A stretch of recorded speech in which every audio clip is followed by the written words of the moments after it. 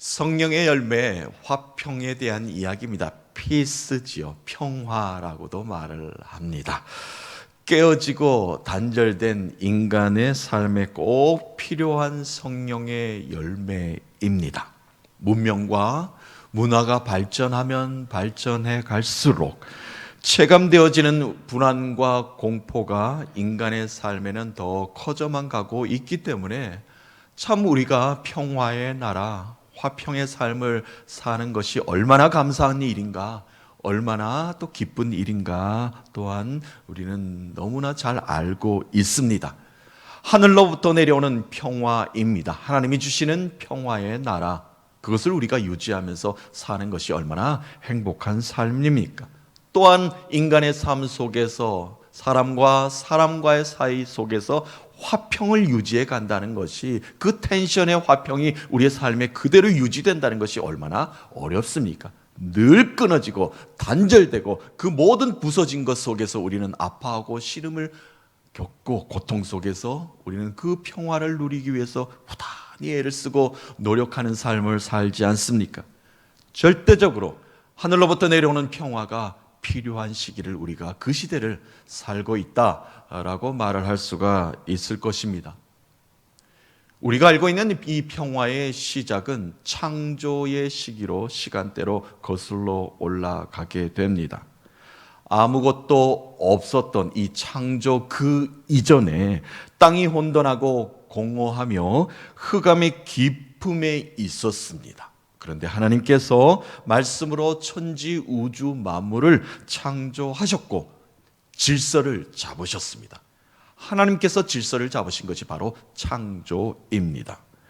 그리고 아름다운 동산을 만드셨어요. 그리고 하나님의 형상대로 만든 사람을 그곳에 살게 만들어 주셨습니다. 그 모습을, 그 광경을 지켜보던 하나님께서는 너무나 흡족해 하셨습니다. 내가 너무나 기쁘다, 기분 좋다라고 말씀을 하셨죠. 그런데 인간은 하나님을 거역하게 됩니다. 반역하게 됩니다. 유혹에 넘어가는 나약한 모습을 보이고 말지요. 죄가 인간의 마음에 자리 잡고 말았습니다. 인간 스스로 하나님이 주신 평화의 나라를 깨뜨렸고 화평에 멀리 도망가는 인생이 되고 말았습니다. 결국 평화의 나라에서 이제 쫓겨가게 되죠. 에덴의 동쪽으로 완전히 추방당하게 되고 말았습니다. 그러나 하나님께서는 인간을 버리지 않으시고 끝까지 사랑하셨고 또한 구원의 길을 그때그때마다 열어가셨습니다. 돌아오기만 한다면, 돌이키기만 한다면, 회개한다면 하나님의 품에 품어주실 것을 하나님께서는 많은 길을 열어주셨고 많은 은혜와 은총으로 계속해서 말씀으로 베푸셨습니다. 하나님의 나라와 하나님의 나라의 평화의 행복을 다시 한 번 더 그 기쁨을 회복하기를 원하시는 것이 하나님 아버지의 마음이셨지요. 출애굽 사건, 또한 약속한 가나안 땅의 정복, 또한 그 속에 들어가서 우리에게 왕을 주소서, 왕을 세우게 만들어 주셨고 이스라엘이라는 나라를 건국하게 만들어 주시지 않았습니까? 평화의 나라는 이렇게 다시 세워져 가는 것만 같았습니다. 그러나 하나님의 백성들 마음속에 다시 우상이 자리 잡기 시작하였습니다. 우상이 들어오니 하나님 외에 다른 신을 섬기는 가장 기본적인 것을 어기니까 죄가 들어올 수밖에 없었죠. 이스라엘 백성들, 하나님의 백성들을 구원의 길에 서 있던 것을 우상이 다 빼앗아가 버렸습니다. 다시 평화의 나라, 화평이 깨어지고 말았지요. 그러던 어느 날 하늘에서 천군 천사가 평화를 노래하기 시작하였습니다. 지극히 높으신 곳에서는 하나님께 영광이요, 땅에서는 하나님이 기뻐하시는 사람들 중에 평화로다. 죄가 만연한 어둠이 가득한 이 땅 가운데 하늘의 평화가 선포되어지기 시작하였습니다. 그리고 예수 그리스도께서 이 땅에 우리를 구원하시기 위해서 오셨죠. 깨진 평화의 나라를 회복하기 위해서 예수님께서 이 땅에 오셨습니다. 그리고 예수님께서 천국 복음을 전하실 때 첫 번째 많은 무리들에게 전하신 말씀이 바로 이것 아닙니까? 하나님 나라의 평화를 다시 한번 더 되찾고자 노력하는 자들이요, 화평의 마음을 그 마음속에 아직도 간직하고 있는 자들이요, 화평의 과정들을 앞으로 이끌고 나아갈 주역의 인물들이요, 그대들이 복되도다. 기쁘고 기쁘도다. 하늘의 평화의 복이 다시 이 땅 가운데 임하였도다. 예수님께서 그 평화를 다시 이 땅 가운데 선포해 주셨습니다. 태초에 하나님께서 천지 우주 만물을 창조하셨던 그 평화가 다시 한 번 더 이 땅 가운데 기울 수 있도록, 선포될 수 있도록, 그 기쁨을 다시 한 번 더 평화의 나라로 만들 수 있도록 예수 그리스도께서 이 땅 가운데 오셔서 선포하셨습니다. 하나님이 이 땅 가운데 인간의 삶 가운데 주신 이 평화의 나라, 또한 예수 그리스도가 이 땅 가운데서 전하신 평안, 평강, 하나님의 나라, 예수 그리스도의 은혜, 여기까지는 우리가 너무나 잘 알고 있는 성경의 진리요 핵심입니다. 그런데 우리는 오늘 본문의 말씀, 조금 독특한 말씀을 우리가 읽었어요. 우리가 알고 있는 이 성경의 평화와 좀 어색한 표현들이 좀 담겨져 있습니다. 그렇죠? 예수님께서 말씀하셔요. 내가 이 땅 가운데 평화만을 주러 온 것은 아니다. 오히려 화평을 깨러 왔다. 이제까지 너희들이 알고 있는 평화만을 줄 것이라고 착각하지 말라. 나는 불을 던지러 왔노라, 검을 던지러 왔노라, 분쟁을 일으키러 왔노라, 그 검을 너희 손에 쥐어주러 왔노라. 이 말씀을 하고 계신 겁니다. 평화는요, 방어적인 단어에만 사용되는 것만 같습니다. 내가 좀 물러서야만 평화가 지켜질 것만 같고, 내가 좀 손해를 봐야만 평화가 유지될 것만 같고, 그럴 때 우리는 평화라는 단어를 쓸 것만 같습니다.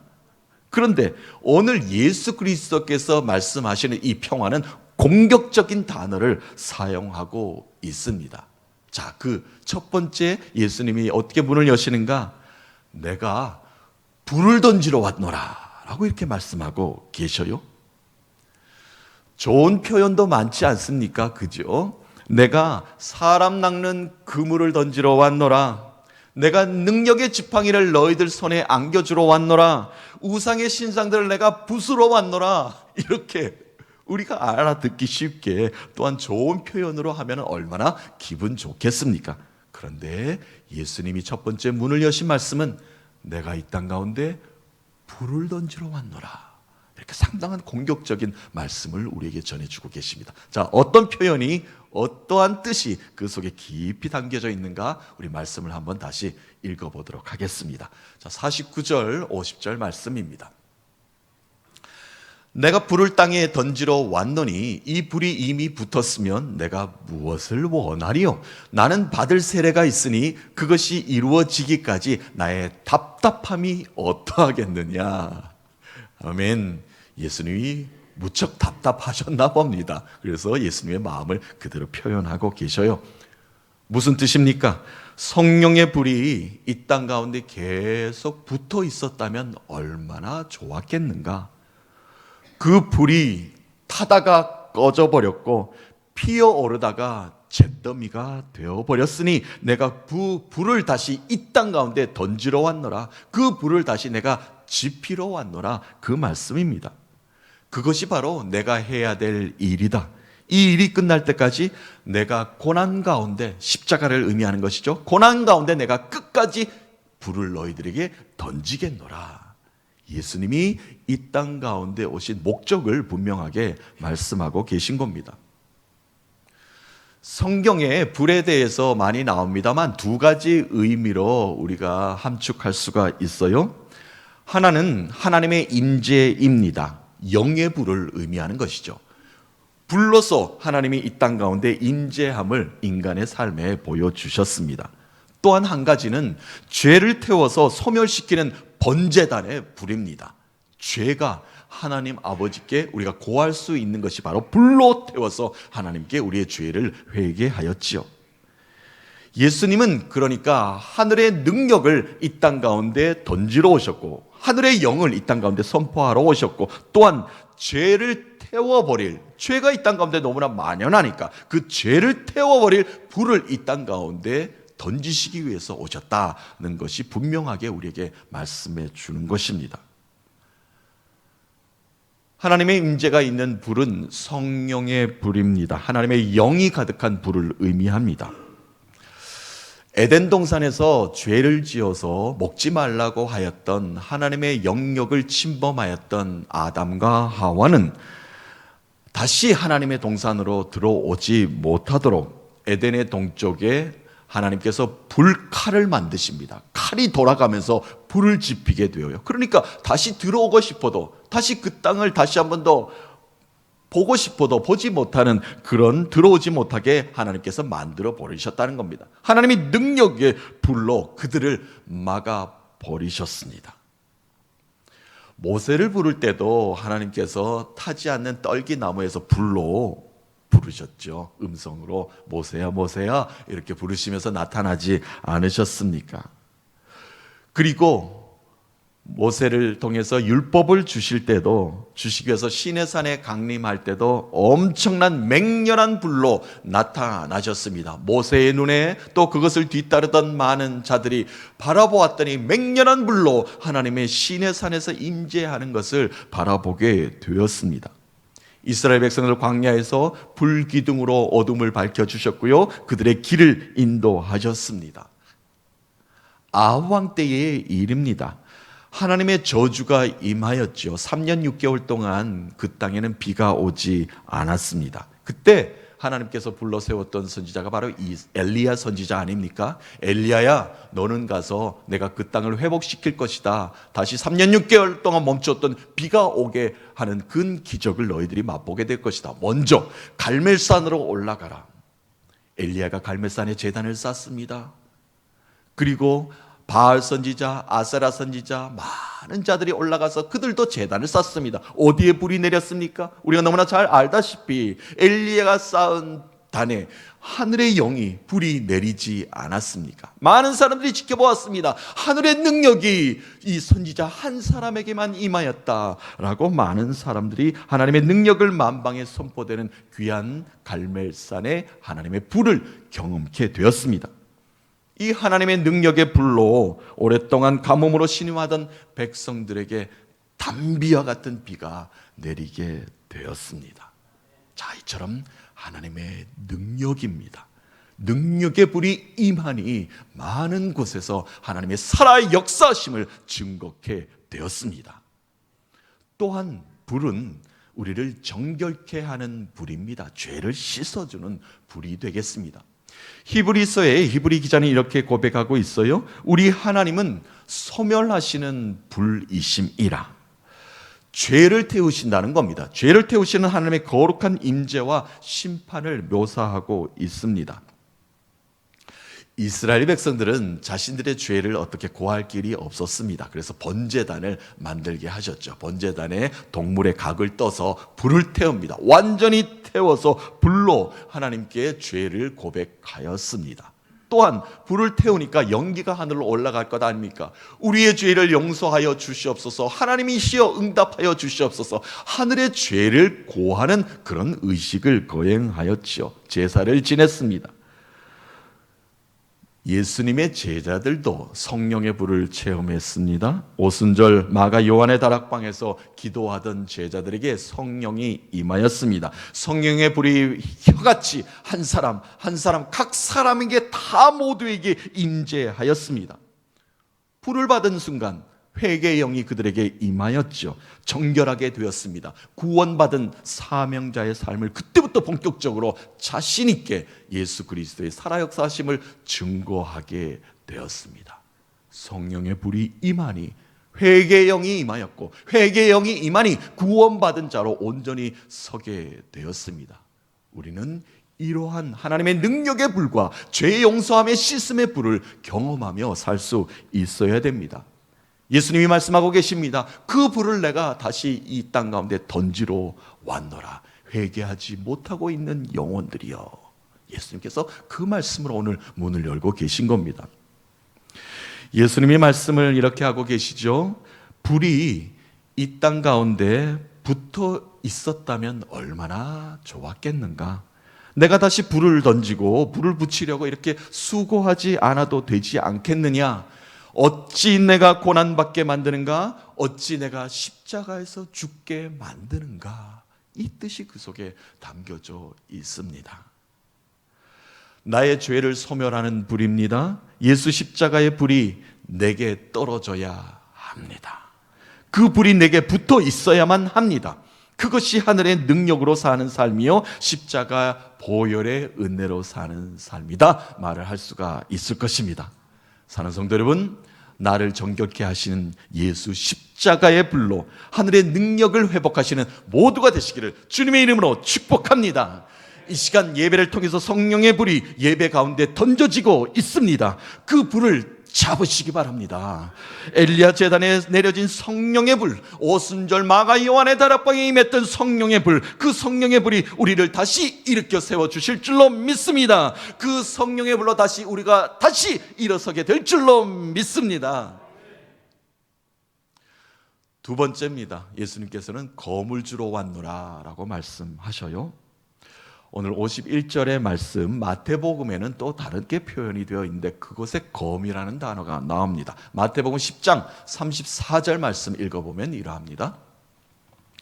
내가 세상에 화평을 주러 온 줄로 생각하지 말라. 화평이 아니요 검을 주러 왔노라.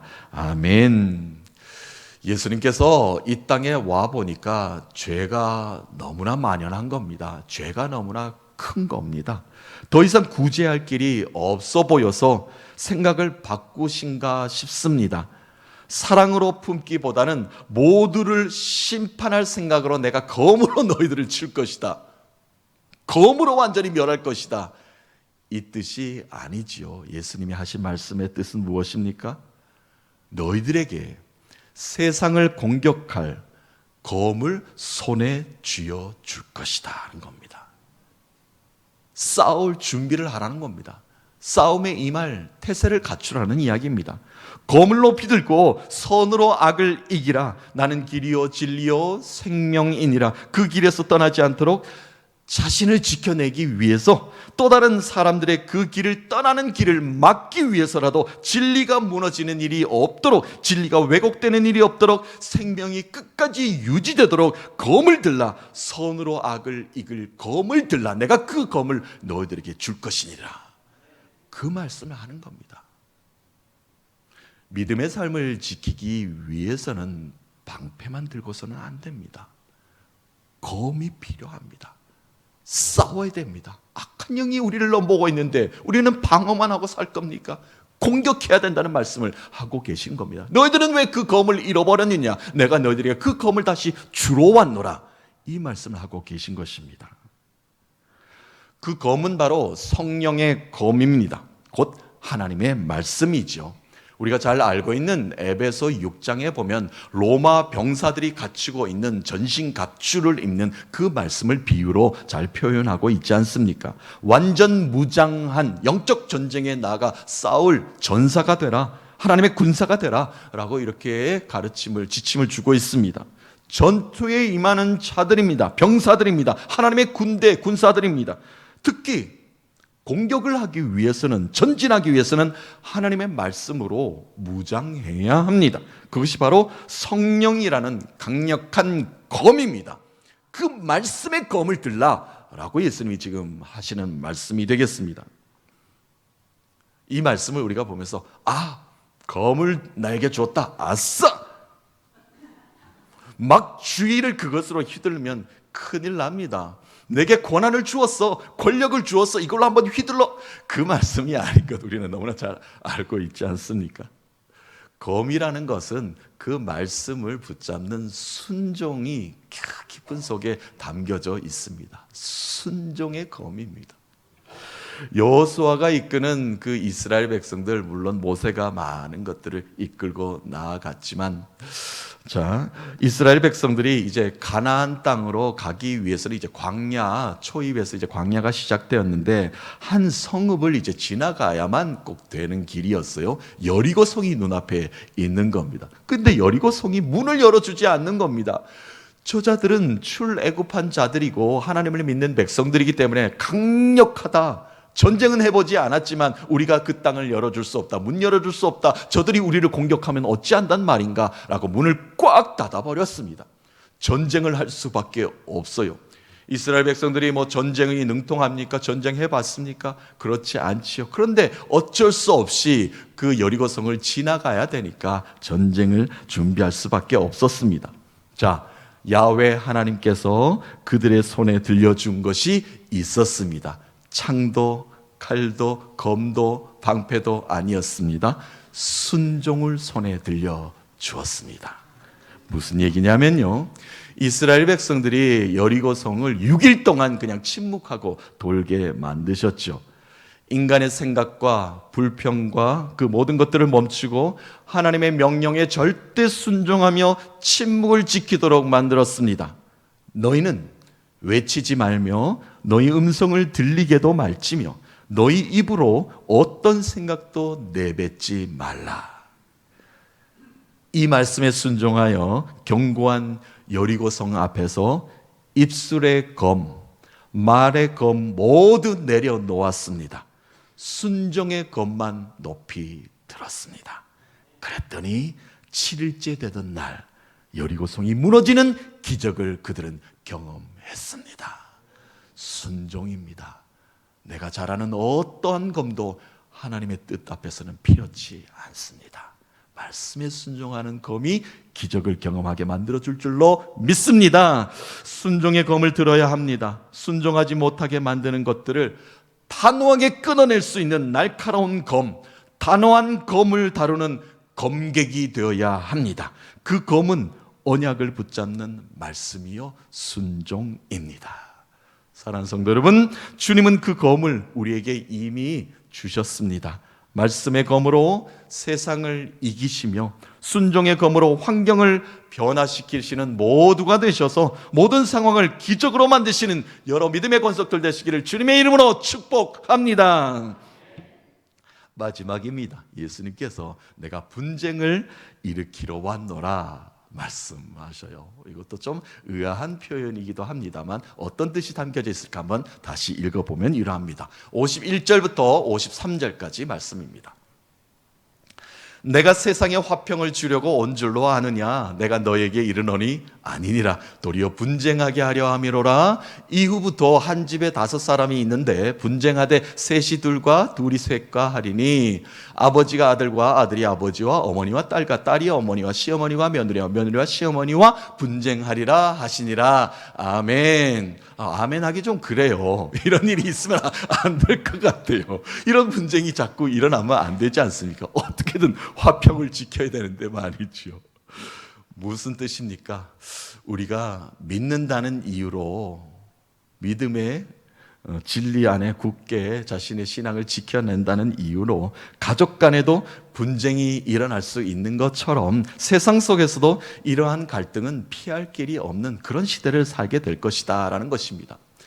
그러나 그 속에서 평화를 어떻게든 지켜보려고 세상의 가치 기준과 타협할 때도 있을 것이고 또한 세상의 신념에 평화 지키려고 동의할 때도 있을 것이고 세상이 추구하는 것으로 내가 가기는 싫지만 그것에 발걸음을 내디딜 때도 있다는 이야기입니다. 그러나 그런 평화를 지키지 말라는 이야기예요. 그 속에 평화를 찾아내는, 참 하나님의 평화를 찾아내는 자가 되라.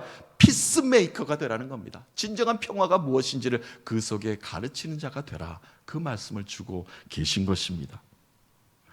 그렇습니다. 예수님께서 이 땅 우리 삶에 오셔서 깨어진 것들을 다시 붙여주셨고 부서진 곳을 싸매 주셨고 부러진 곳을 또 헤매진 것을 꿰매시는 과정 속에서는 불협화음과 분주함과 시끄러움이 있을 수도 있습니다.